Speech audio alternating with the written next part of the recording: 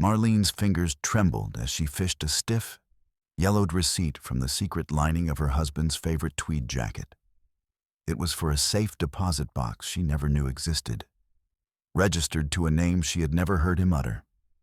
Outside, the suburban silence of Naperville was broken by the low, persistent hum of a gray sedan idling at the curb. A car that had followed her from the bank and now sat like a predator under the flickering street lamp of her driveway. The front door groaned open, and Edward stepped into the foyer, his smile as radiant and dependable as the day they wed 15 years ago. He moved to embrace her, the scent of his expensive cologne masking the metallic tang of fear rising in her throat. As he pressed a velvet jewelry box into her palm, Marlene's gaze drifted to the window. The sedan's headlights suddenly cut through the dark, flashing once, twice. A signal intended for the man currently kissing her cheek.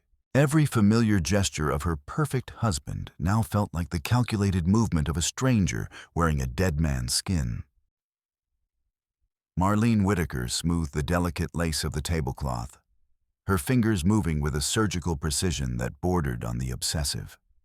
She adjusted the heavy crystal vase in the exact center, ensuring the white peonies sat at a perfect perpendicular angle to the mahogany grain of the table.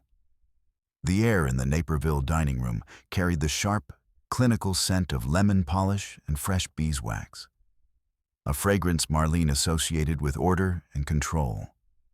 Every porcelain angel on the mantel stood in its designated territory, spaced with mathematical certainty. She adjusted the strand of pearls at her throat, her reflection in the buffet mirror revealing a woman whose high cheekbones were masked by a practiced, serene expression. She spotted a microscopic smudge on a wine glass, a defiant ghost of a fingerprint, and attacked it with a linen napkin until the glass shrieked in protest. To any observer, this was the pinnacle of suburban achievement, a cold and glittering monument to 15 years of a flawless marriage. The anniversary dinner required perfection, yet the mundane tasks of a housewife often unearthed the forgotten. Marlene reached into the hall closet, pulling Edward's old tweed jacket from its hanger to prepare it for the dry cleaners. As she shook the garment, her fingers brushed against a stiff, sharp rectangle hidden deep within the silk lining of the interior pocket. She fished out a yellowed slip of paper. The ink faded to a ghostly gray. It was a receipt for a safe deposit box in downtown Chicago, dated years prior. The name printed on the line for the primary renter was not Edward Whitaker. It read, Thomas Reed. Marlene stared at the document, the paper beginning to vibrate in her hand as a tremor took hold of her arm. She looked up at the family portrait hanging in the hallway, where Edward smiled his dependable, warm smile, and felt a chasm open beneath her feet. The name Thomas Reed echoed in her mind, a discordant note in the symphony of her life. Adrenaline, cold and metallic, flooded Marlene's veins as she gripped the leather steering wheel of her SUV. The planned trip to the florist vanished, replaced by a frantic drive toward the glass and steel canyons of the city's financial district. Her heart hammered against her ribs, a frantic bird trapped in a cage of ribs, nearly drowning out the hum of the climate control. She swung the heavy vehicle into a parking spot outside the First National Bank, her silk blouse clinging to a spine now slick with cold sweat. She stepped into the marble lobby, the air conditioning biting at her skin as she clutched the crumpled receipt inside her designer handbag. Every click of her heels on the polished floor sounded like a gavel striking a bench. She marched toward the vault area, driven by a desperate, feverish need to tear the veil away from the man she thought she knew. The heavy steel door of the safe deposit box groaned as it swung open, revealing a dark, metallic throat filled with secrets. Marlene reached inside, her hand brushing against 3 distinct booklets. She pulled them out. A British passport, a Canadian one, and an Australian one. She flipped them open. Edward's face stared back at her from every page, his jawline and eyes unmistakable. Yet the names beneath the photos were strings of syllables she had never heard him utter. Beneath the passports lay a heavy sheet of paper embossed with an official seal. Marlene's breath hitched as she read the header. A death certificate issued 20 years ago for a man named Edward Whitaker. The air in the small viewing room turned thick and bitter, tasting of old paper and stagnant oxygen. She traced the photo of her husband in the forged documents, watching as the reality of her 15-year marriage dissolved into a heap of gray ash. At the very bottom of the box lay a stack of brittle newspaper clippings, yellowed by 2 decades of seclusion. Marlene spread them across her lap, her eyes darting over headlines that screamed of a massive pension fund embezzlement and the mysterious disappearance of a lead accountant named Thomas Reed. She squinted at a grainy black and white photo of a younger man in thick-rimmed glasses. The features were Edward's, though stripped of his current suburban polish and affluent confidence. The articles detailed a theft of millions in a staged car accident meant to convince the world Reed had perished in a fiery wreck. Marlene ran a hand over her face, feeling a hollow, aching void where her life used to be. The man she had shared a bed with, the father of her children, was not an architect from Ohio. He was a fugitive who had built a domestic paradise on a foundation of theft and a dead man's identity. Marlene stumbled out of the bank, her vision blurred by the sudden, aggressive glare of the afternoon sun. The city felt like a cacophony of light and noise designed to disorient her. She scrambled into her car and slammed her foot onto the gas, her only instinct to put distance between herself and that dark vault. At the first red light, habit forced her eyes to the rearview mirror. A gray sedan with windows tinted to an impenetrable black sat 2 cars back, mirroring her stop. Marlene took a sharp, illegal right into a side alley, her heart leaping into her throat. The gray hood of the sedan reappeared in her mirror seconds later, maintaining a precise, haunting distance. Her breathing became shallow, a series of jagged gasps, as a fine tremor took hold of her hands, making the steering wheel dance in her grip. She began to weave through the heavy afternoon traffic, ignoring the indignant blare of horns from the drivers she cut off. The gray sedan matched every desperate lane change with terrifying fluidity, keeping exactly 30 yards behind her. Marlene accelerated through a yellow light, hoping the change to red would sever the connection. But the sedan surged forward, clearing the intersection just as the cross-traffic began to move. Her throat felt like it had been rubbed with sandpaper, and colorful spots danced at the periphery of her vision. She veered onto the quiet, tree-lined streets of her own neighborhood, but the shadow remained. She swung the SUV onto her pristine gravel driveway and killed the engine, her eyes locked on the mirror. The gray sedan slowed to a crawl as it passed her house, finally braking to a stop near the neighbor's oak tree.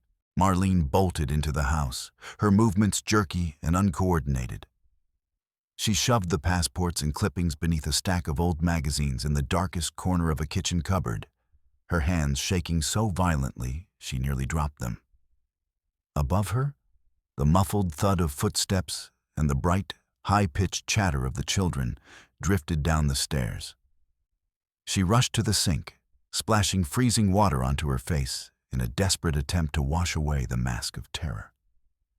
By the time Ethan and Laura burst into the kitchen, Marlene was standing at the stove, a wooden spoon in her hand, stirring a sauce she couldn't smell.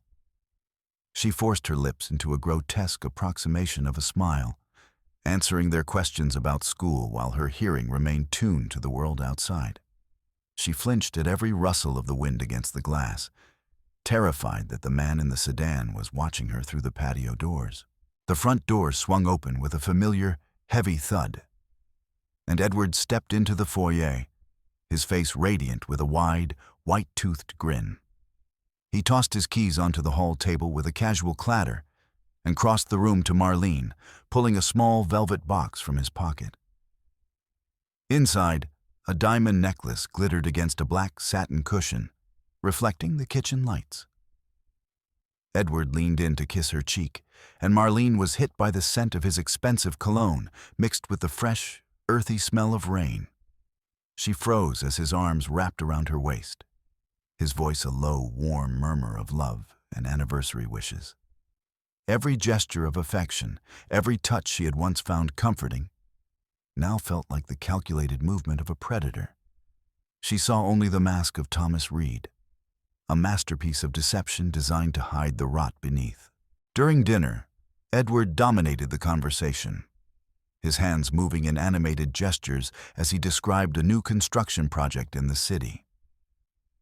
Marlene sat across from him, her plate untouched, her fork a heavy weight in her hand. Every nuance of his behavior, the specific tilt of his head when he laughed, the way he rubbed his chin when thoughtful, now appeared to her as a meticulously rehearsed performance. She caught a momentary lapse in his facade. When a car backfired on the street outside, Edward's eyes turned into two chips of blue ice, cold and hyper-vigilant for a fraction of a second. Marlene realized she had watched this play 1,000 times over 15 years. Yet she had never once suspected the actor was wearing a dead man's skin. Marlene stood by the living room window, pretending to adjust the heavy silk drapes to block the evening chill. In the deepening Illinois twilight, she saw the gray sedan again, parked under the sprawling branches of an oak at the end of the block. The car's lights were off, but a faint, ghostly glow from the dashboard illuminated the interior just enough to confirm a presence. Her heart skipped a beat, a painful thud against her sternum, as she realized the occupants were staring directly at her front door. Behind her, Edward was humming a light melody, the sound of wine splashing into crystal glasses, a mockery of the tension coiling in her gut. The house, once her sanctuary, now felt like a gilded trap with the walls slowly closing in. Later, Marlene crawled beneath the heavy duvet, feeling the mattress groan as Edward climbed in beside her. The bedroom was a tomb of silence, broken only by the rhythmic, steady breathing of the man she no longer knew. She lay perfectly still, her eyes fixed on the ceiling where the shadows of the street lamps danced in jagged patterns. When Edward reached out and placed a heavy hand on her shoulder, Marlene nearly screamed, the sensation of his skin against hers feeling like the touch of a ghost or a stranger. Every minute spent in the dark beside him was a fresh agony. She lay awake for hours, the realization that she was married to a man who had erased his soul with blood and lies chilling her to the bone, leaving her with no hope of sleep in the long, suffocating night. Marlene waited until the low rumble of Edward's BMW faded into the distance of the morning commute before she retreated into the sanctuary of his private study. She opened a drawer in the heavy oak desk and pulled out his University of Ohio diploma, encased in a gold leaf frame. She ran her fingertips over the embossed seal, then held the document up against the harsh light of the desk lamp. Through the thick fibers of the paper, she saw the watermark, Nittany Paper Co. Her breath hitched. That specific paper stock hadn't entered production until the mid-90s, yet the date on the diploma claimed he had graduated in the late 80s. A fine tremor started in her shoulders. This symbol of his professional legitimacy was nothing more than a high-quality forgery, a lie printed on paper from the future. She sat at the mahogany desk, the blue light of her laptop reflecting in her wide, unblinking eyes as she scanned the results from a private background search. The cursor hovered over the names of Arthur and Ellen Whitaker. The parents Edward claimed were still living in a quiet coastal town in Maine. The screen flickered, displaying a scanned obituary from a local Maine newspaper dated 40 years ago. The headline described a tragic accident on an icy bridge. The couple had died instantly, leaving no heirs. Marlene felt her stomach twist into a hard, cold knot. For years, Edward had enchanted the children with stories of a grandfather who hauled lobster traps and a grandmother who baked blueberry pies. None of it was real. She closed her eyes, the cold plastic of the keyboard feeling like ice against her fingertips. The front door slammed, and Ethan burst into the house, his face flushed with the triumph of a law student who had just secured his future. He slid into a dining chair, waving a sheaf of papers emblazoned with the Department of Justice seal. His voice rang with excitement as he explained that his internship required a top-tier security clearance, necessitating a deep-dive background check on the entire family. He mentioned the word fingerprinting, with a casual air that made Marlene feel as though the oxygen had been sucked out of the room. Her silver fork clattered against the china as Ethan slid a lengthy questionnaire across the table toward his father, demanding a list of every residence and employer for the last 30 years. The rich scent of the roast beef on the table suddenly became cloying and unbearable. Marlene kept her eyes locked on Edward's profile. For a split second, his jaw muscles bunched with such force that the skin turned white. His eyes, usually so expressive, became two flat, unreadable discs of glass. The silence in the dining room grew heavy, a physical weight pressing down on them, until Edward let out a dry, rattling laugh. He clapped Ethan on the back, offering congratulations that sounded mechanical and hollow, like a recording played at the wrong speed. Marlene watched a bead of sweat roll down his temple despite the cool air of the house. She saw the truth in that drop of moisture. The predator was finally being hunted by the very system he had spent decades evading. The next morning, Marlene knelt on the cold, oil-stained concrete of the garage, a powerful neodymium magnet wrapped in a rag clutched in her hand. She swept her arm slowly under the chassis of her SUV, searching for anything that shouldn't be there. A sharp clack echoed through the garage as the magnet found its mark. She reached up and pulled away a small, black rectangular device with a microscopic, pulsing red light. She held the GPS tracker in her palm, feeling a faint, rhythmic vibration that signaled it was broadcasting her every move. A chill crawled over her skin. Every trip to the bank, every secret meeting, every panic drive had been monitored by an invisible eye. She buckled Laura into the back seat of the car later that afternoon, her voice a forced, brittle calm. As they pulled away from the school gates, Marlene glanced in the mirror and saw the familiar, blunt nose of the gray sedan. This time, the driver made no effort to remain inconspicuous. The car sat inches from her rear bumper, its presence filling the entire frame of her rearview mirror. Laura chirped happily about a drawing she had made in class, but Marlene couldn't process the words over the roar of blood in her ears. The sedan surged closer, the sun glinting off its windshield, obscuring the face of the man behind the wheel as he crowded her off the road. At a sharp bend near the local park, the sedan's engine roared, a predatory growl as it lunged forward. Marlene screamed as the gray metal flank brushed against her door, the screech of grinding paint echoing through the cabin. She wrenched the steering wheel to the right, her tires screaming as they lost grip on the asphalt. The SUV lurched violently, tilting on its axis before slamming to a halt inches from a steep, brush-filled ravine. Laura began to wail, the sound of her daughter's terror cutting through Marlene's shock. Marlene's hands remained fused to the steering wheel, her knuckles white as she watched the gray sedan slow down and park across the road, effectively blocking her exit. The door of the sedan opened slowly, a deliberate and menacing movement. A tall man stepped out, his leather jacket catching the afternoon light. He walked with a slow, predatory grace toward her car.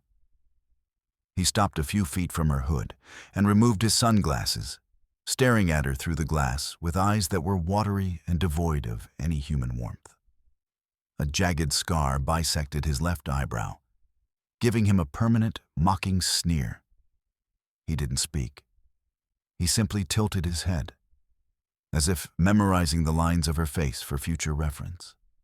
Then he turned and got back into the car, the sedan roaring away and leaving a cloud of acrid blue smoke in its wake. Marlene pulled the SUV into the parking lot of the local police precinct, the American flag fluttering lazily above the stone entrance.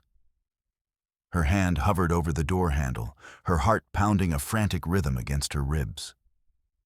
She caught her reflection in the window, a woman on the verge of shattering.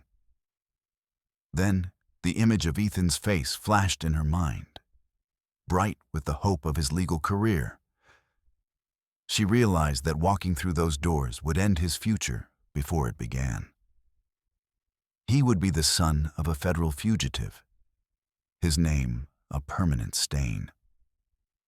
She pulled her hand back from the handle and shifted the car into reverse. The bitterness of her husband's betrayal tastes like copper in her mouth. Back at the house, Marlene pulled a thick white envelope from the mailbox. It had no stamps or return address. She tore it open on the porch, her breath hitching as a glossy photograph slid into her hand. It was a picture of their home, taken from the street at sunset. On the second-story window, the window to Laura's bedroom, someone had drawn a large, aggressive cross in thick red marker. A wave of icy dread washed over her, leaving her lungs feeling tight and useless. She crumpled the photo in her fist, her eyes darting frantically around the quiet, manicured street of the neighborhood. But the suburban silence offered no clues, only a terrifying, empty peace. Marlene shoved the envelope into her pocket and stepped inside, where the sound of easy laughter drifted from the living room. Edward was sitting on the sofa with Ethan, his voice calm and authoritative as he helped the boy navigate the complex questions on his security clearance forms. Marlene watched from the shadows of the hallway as Edward dictated a series of lies with the practiced ease of a man telling the time. He spoke of family values and the importance of integrity, his voice a perfect instrument of deception. Marlene felt the weight of the red-crossed photo in her pocket, a silent scream against the masterclass of manipulation occurring just a few feet away. She scanned the living room, her eyes taking in the plush rugs, the antique porcelain, and the silver-framed memories of a life that didn't exist. The entire house felt like a stage set, a fragile construction of drywall and lies. She walked into the room and sat in the armchair opposite Edward, her face a mask of domestic tranquility. She forced her lips to curve into a smile, an act of sheer will that made her skin crawl. Inside, she was a storm of terror and fury. But outwardly, she remained the perfect wife. She accepted a glass of water from Edward, her fingers brushing his, and realized that from this moment on, her life was no longer a marriage. It was a high-stakes performance, where a single missed cue meant death. Edward waited until the red glow of the car's taillights vanished as the children headed toward the cinema. Then he walked to the front door and turned the heavy brass bolt. The metallic thunk of the lock sounded like a cell door closing. He turned back to Marlene, his face stripped of its suburban warmth, and reached into his pocket. He pulled out the yellowed bank receipt Marlene had hidden and laid it flat on the mahogany hall table, smoothing the creases with a slow, deliberate stroke of his palm. His eyes were hard, pinning her to the spot as he presented the paper like a piece of evidence in a capital murder trial. He gestured toward the kitchen, where a roast duck sat on the table, its skin glistening under the warm light of the chandelier. The smell of oranges and cooked meat, usually inviting, now made Marlene's stomach churn. Edward pulled out a heavy, high-backed chair, his movements stiff and formal, and waited for her to sit. When she opened her mouth to speak, he pressed a single finger to his lips, a silent command that froze the words in her throat. The only sound in the house was the rhythmic, heavy ticking of the grandfather clock in the hall. He sat opposite her, his expression one of clinical, detached politeness. He reached into the sideboard and pulled out a long, serrated knife used for carving. He picked up a gray sharpening stone and began to draw the blade across it with a rhythmic, metallic rasp. Marlene watched as a fine dust of steel settled onto the white tablecloth. Edward never looked away from her, his blue eyes reflecting the dull glint of the sharpening blade. In a low, conversational tone, he told her he had seen everything. Her visit to the bank, her frantic research, her every moment of doubt. The sound of the steel against the stone made Marlene's teeth ache, a physical manifestation of the trap she was in. With a sudden, violent movement, Edward drove the point of the knife into the oak tabletop, the blade burying itself inches from Marlene's hand. The wood groaned, and the handle of the knife vibrated for several long seconds. Edward leaned forward, the scent of expensive cognac on his breath, and told her that the man in the gray sedan was a ghost from his past, a man who didn't understand the concept of mercy. These people wanted their share of the millions Thomas Reed had stolen, and they were tired of waiting. He whispered that Ethan and Laura's lives were now a currency, and Marlene was the only one who could pay the debt. Edward leaned back, crossing his arms as he appraised her with the cold eye of an investor looking at a failing asset. He explained that her impeccable social standing and her boring, predictable pedigree were the reasons he had chosen her 15 years ago. She was his camouflage, a human shield of respectability that allowed a parasite like him to thrive in the light. He had scouted her like a location for a film, seeking a woman so fundamentally decent that no federal agent would ever dream of looking at her husband. Every word he spoke stripped away a layer of her identity, leaving her feeling naked and used. He shrugged with a terrifying indifference when Marlene searched his face for a flicker of the man she had loved. He stated plainly that their marriage, their vows, and their shared history were nothing more than a long-term business strategy. The children were necessary overhead, props required to maintain the illusion of a successful architect. Marlene felt a cold, dead weight settle in her chest. For Edward, their entire life was a game of chess, and she was merely a pawn he had used to protect his king. He laid 2 one-way tickets to Mexico on the table alongside a thick legal document, a power of attorney giving him total control over the family's remaining assets. He slid a gold-nibbed fountain pen toward her, the light catching the sharp point. He offered her a choice: sign the document and become his silent partner in one last move, or he would disappear tonight, leaving her to face the police, the debt, and the men in the gray sedan alone. Marlene stared at the blank signature line, realizing that signing would be the final nail in the coffin of her soul. Edward pulled his phone from his pocket and turned the screen toward her. It showed a grainy, live feed from a camera outside the movie theater. The man in the leather jacket was standing just a few feet away from Ethan and Laura, who were laughing as they bought popcorn. Marlene watched as the man held up his own phone and snapped a photo of the children.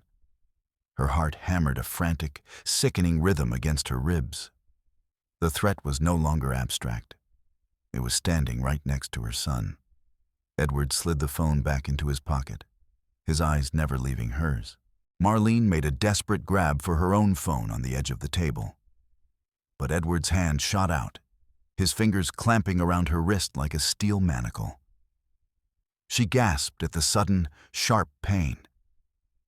He hissed in her ear, his voice a jagged edge, reminding her that a single call to the police would destroy Ethan's career faster than a bullet. If the world found out about Thomas Reed, Ethan would be an outcast, a pariah in the very system he sought to serve. Edward tightened his grip until her fingers went numb, and she was forced to go limp, surrendering to the crushing weight of his leverage. With a terrifyingly smooth transition, Edward returned to the role of the gracious host. He yanked the knife from the table and began to slice a chocolate anniversary cake into perfect, symmetrical wedges. The sweet scent of vanilla and sugar filled the air, a grotesque contrast to the violence of the moment. He placed a large slice in front of Marlene and handed her a small silver fork. He told her to eat, to celebrate the beginning of their new, honest partnership.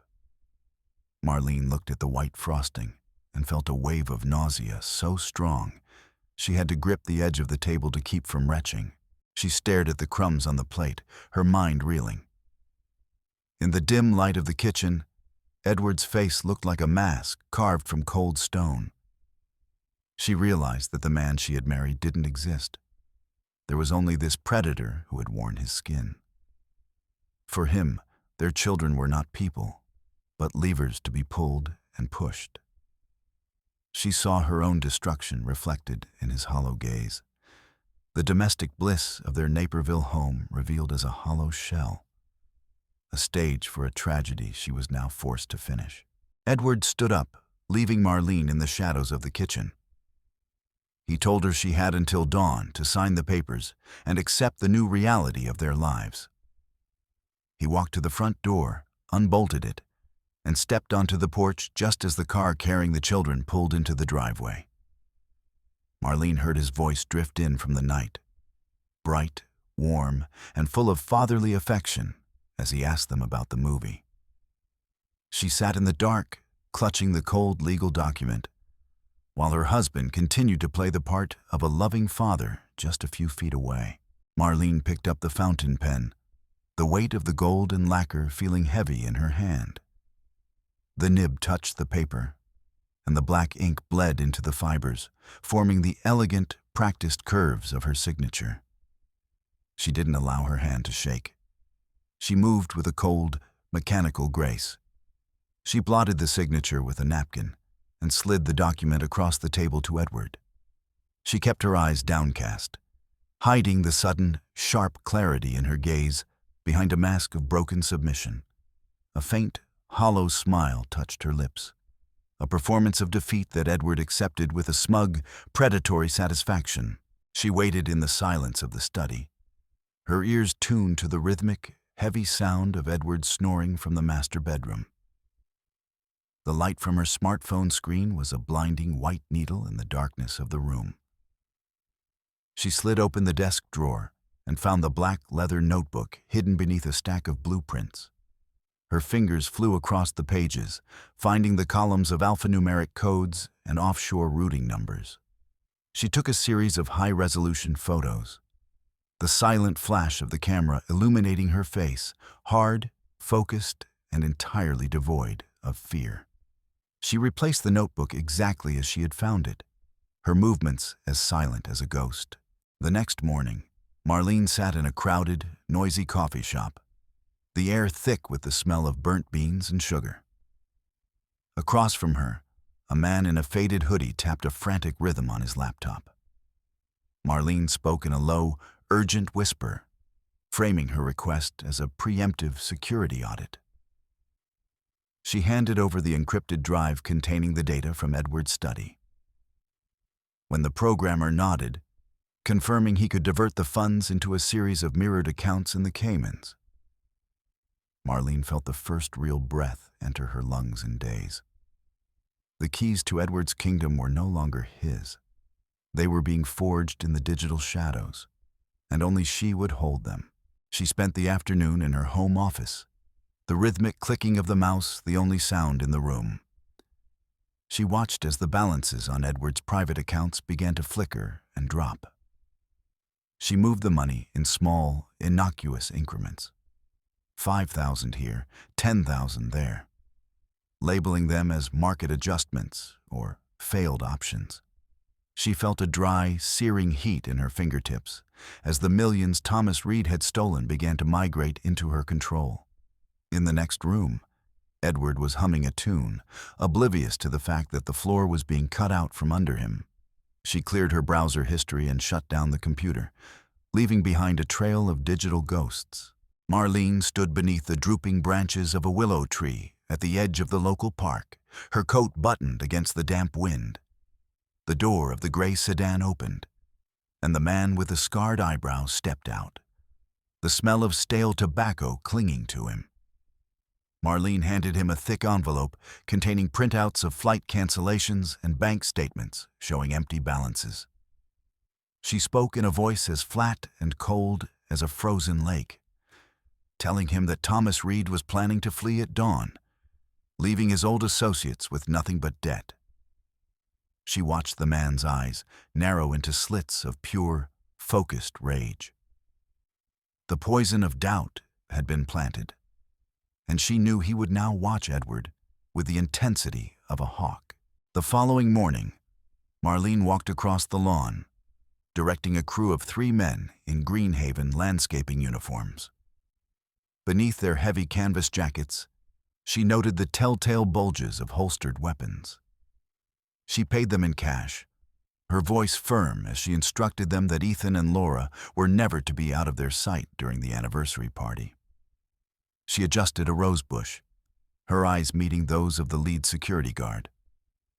The air was filled with the scent of gasoline and fresh grass. Marlene knew that every shadow in the garden now held a professional whose only job was to ensure the safety she had once taken for granted. She slipped into the master suite's walk-in closet and found Edward's leather travel kit. She pulled out the 2 genuine tickets to Mexico City and replaced them with high-fidelity forgeries. She had altered only the confirmation codes, just enough to ensure that when Edward reached the gate, the system would flag them as invalid. She felt a cold, sharp jolt of joy as she tucked the real tickets into her own floor safe.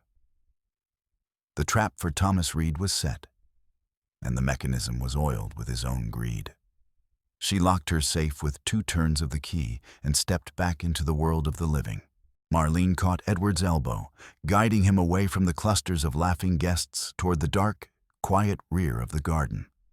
They stopped under a heavy wooden pergola, the purple clusters of wisteria hanging like bruised fruit above them. She turned to him, her face illuminated by the flickering glow of the garden lanterns, looking like a statue carved from white marble. She spoke in a whisper, her voice devoid of emotion, and told him that his accounts were empty and his power of attorney was a useless scrap of paper. She watched the color drain from his face, leaving his skin the color of wet ash. He tried to speak, but she pressed a hand to his chest, feeling the frantic, weak thud of his heart. She gestured toward the iron fence, where the gray sedan sat idling in the shadows of the street. Its headlights flickered twice, a silent signal in the dark. Marlene leaned in close, her breath warm against Edward's ear, and told him that the men in that car were waiting for a single word from her. She described exactly what would happen to a man with no money and no friends if those men caught him at the airport. Edward's fingers gripped the railing of the pergola so hard the wood groaned. She saw the realization of his total impotence in his eyes. He was no longer the master of this house. She stepped closer, her eyes locking onto his. She laid out the terms of his new existence. He would continue to play the role of the perfect husband and father. He would fund Ethan's education from the accounts she now controlled. And he would never again make a move without her express permission. If he faltered, if he lied, or if he tried to run, she would personally open the gate for the men in the sedan. She reached up and straightened his silk tie, tightening the knot until he had to swallow hard. Edward stood paralyzed, the weight of her ultimatum crushing the last of his defiance. Marlene stepped onto the brightly lit terrace, her diamond necklace catching the light of the crystal chandeliers. She raised a glass of vintage champagne, her voice clear and resonant as she called for the guests' attention. She spoke of 15 years of unwavering loyalty and a home that was a sanctuary for their family. The guests erupted into applause, their faces full of genuine admiration for the Whitakers. Marlene turned to Edward, meeting his hollow, haunted gaze. He raised his glass in a trembling hand, a ghost of a man forced to toast his own imprisonment. Marlene smiled, a brilliant, predatory expression that never reached her eyes. She laughed as she accepted a hug from a neighbor, her hand resting protectively on Ethan's shoulder. She felt Laura press against her side and pulled the girl close, the instinct of a protector burning white-hot in her chest. Marlene looked up at the brick facade of their home, a place that now belonged to her in a way it never had before. She watched Edward move through the crowd, a puppet on invisible strings, performing the role she had written for him. The facade of the Whitaker family remained perfect, a glittering lie maintained by a woman who had traded her soul to keep the wolves at bay. The end do not proceed past this point.